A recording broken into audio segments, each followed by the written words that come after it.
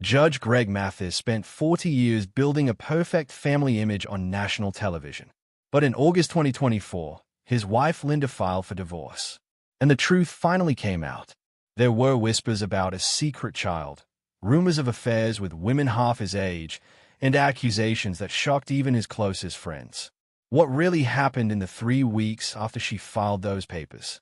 And why did a man who spent decades lecturing others about morality suddenly find himself facing his own scandal?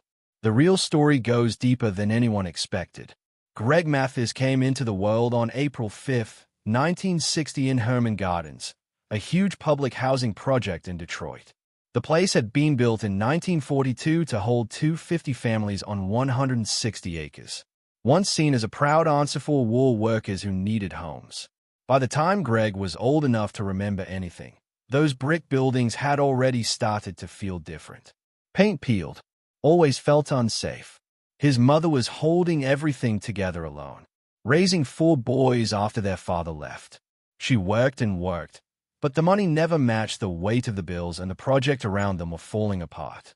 As the years moved into the late 1960s, Herman Gardens stopped feeling like a promise and started to feel like a trap. Drugs moved in. So did Faye. When Greg was about 12, one night burned itself into his memory forever. A man strung out on heroin forced his way into their apartment and tried to attack his mother. The boys watched their safe space shatter in a few terrifying moments. They grabbed what they could and fled that home, only to end up in even rougher housing where gunshots and sirens became normal background noise. His mother kept 2 jobs, sometimes more. But there were still nights of hunger, still days when the boys felt like they were growing up in the middle of a war that no one outside the neighborhood wanted to see. The fear, the shame, the helpless anger, all of it sank deep into Greg and began shaping who he would become. Even before he had the words to explain it, his childhood lined up with the return of Vietnam veterans to Detroit. Many came back with addiction, especially to heroin, and they brought that addiction into the projects. Within about 2 years of Greg's birth, Herman Gardens started to crumble into one of the most dangerous pockets of the city. By the early 1970s, drug dealers, often former soldiers, were running the streets selling heroin openly. The trust that once held neighbors together began to crack. People closed their doors and locked their windows. The schools turned into tense battleground with kids sneaking in, guns and gangs claiming sections of the playground like territory. Greg did not stay on the sidelines. At around 10, he slipped into petty crime with other boys from the projects. They stole groceries. They broke into places to grab whatever they could. It started as survival. It soon became habit. Violence was there at every corner. When Greg was 13, he was shot during a robbery. For a child, that should have been a wake-up call. In his world, it felt more like proof that he was truly part of the streets. He saw it at the time as earning stripes. By 15, the arrests were piling up, purse snatching, breaking, and entering. Trouble became acycle that felt almost routine. School could not keep up with all this chaos, so he went to Herman Gardens Elementary at first, trying to focus while fights and shouting echoed around the building. Later, he was sent to Peterson's Seventh-day Adventist school to get him away from the worst of the trouble.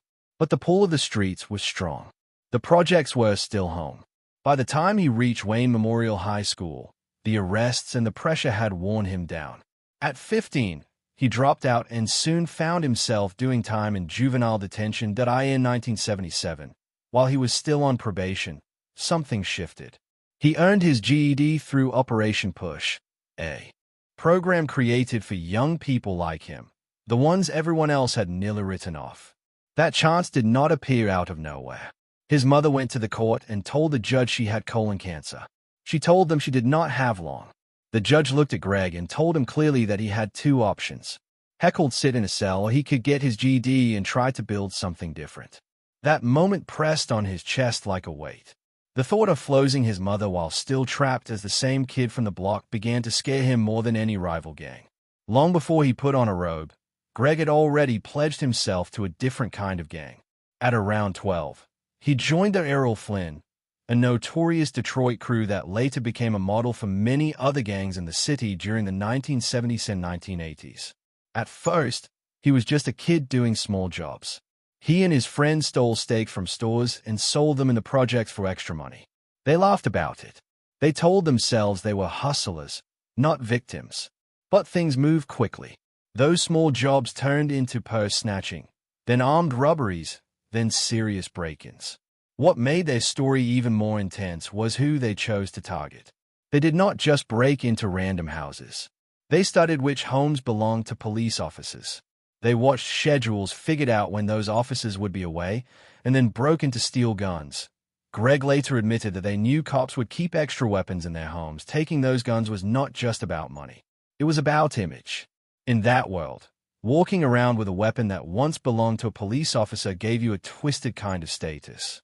It said you were bold enough to take power from the very people who were supposed to control you. By the time Greg was 15, he had shifted from stealing goods to selling poison. He became part of the daily heroin trade in the projects right in the middle of the 1970s heroin wave. He has admitted in interviews that this was not a side hustle. He was dealing every day, running a real operation inside the housing project. The money that came in did not only buy clothes or fun. He poured it back into guns. He and his crew armed themselves more heavily, using those weapons to defend their corners and their reputation. Shootouts were common. It became normal to hear gunfire almost every day as gangs clashed over drug spots and turf lines that no one outside the neighborhood ever saw on a map. Greg has said that from around 12 onward, he carried a gun daily and that he shot quite often. These were not warning shots into the air. These were real exchanges, real bullets meeting real bodies and walls and windows in the dark. By 17, the weight of his choices was written clearly in ink on court records. He had been arrested more than 20 times as a juvenile for burglary, gun possession, and drug dealing. He moved in and out of juvenile detention centers in Wayne County so often that it almost felt like a second home. Life became a loop of concrete walls and released nights of promises to do better and quick slides back into the same streets. Those years left a paper trail that would later rise up again when he tried to enter the law. But back then, he was not thinking about law licenses or courts. He was just trying to stay alive and stay ahead. At 17, everything finally collided. He was caught in Detroit with a concealed handgun.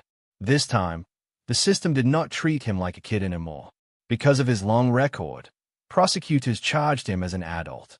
He was sentenced to 9 months in Wayne County Jail, a real adult jail instead of a juvenile center. The air inside was different. The stakes were higher.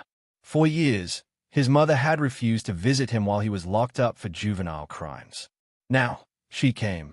She walked into that visiting area, looked at her son sitting behind the glass, and let the truth fall. She told him he had embarrassed her in the neighborhood, in the schools, and in the church. She told him that people whispered about him, and that every time his name came up, it carried shame with it. Then she told him something far worse. She had colon cancer. She did not have much time left. Greg later called that moment the catalyst. Hearing that his mother might die while he was still that same boy, still locked up, hit him harder than any bullet ever had. The fear of losing her, mixed with her disappointment and pain, cut through the tough image he had built on the streets. After that visit, the judge gave him a choice that could bend his life in a completely different direction. If he wanted out early, if he wanted to avoid serving all 9 months and facing more adult time in the future, he had to earn his GED and agree to probation. No school, no freedom. Greg accepted. Because of that decision, he was released after about 3 months instead of serving the full sentence. Once outside, he moved into a program like Operation Push right away to finish his GED while still on probation. When he passed, he did not stop. About 6 months later, at 18, he enrolled at Eastern Michigan University. The same kid who had been selling heroin and stealing guns was now sitting in college classrooms, discovering public administration and activism. His path began shifting from gang soldier to someone who could stand in a courtroom for a different reason. That transformation is what people now think about when they call him a symbol of redemption. He kept climbing in the early 1980s. While many people still knew him only as a former troublemaker, Greg was grinding quietly. From 1983 to 1987, he attended the University of Detroit Mercer School of Law at night. During the day, he worked. At night, he studied. He finally earned his Juris Doctor degree on May 17, 1987. But the past did not let go of him so easily. When he applied for his law license in Michigan, the bar refused him, not once, but 3 times between 1987 and 1988. On paper, the numbers looked brutal. Their overall bar passage rate at that time was about 72%. For people with felony records, it hovered around 5%. Greg's record included 12 arrests linked to gang fights and drugs, under Rule 7 ethics standards. That history made him look like a bad bet. He received rejection letters dated March 5, 1987 and June 12, 1987. Each one told him that his past was more powerful than his efforts to change. After all the work, all the studying, he was still the kid the system remembered, not the man he was trying to be. He could have walked away. Instead, he turned all that pain into fuel. On September 15, 1988, he took his fight directly to the Michigan Supreme Court. He did not arrive empty-handed. He brought a petition he had prepared himself. With it, he carried 5,000 signatures gathered from people who believed in him. He also presented affidavit from 200 young people he had mentored along with support from public figures like Clyde Cleveland. He wanted the justice.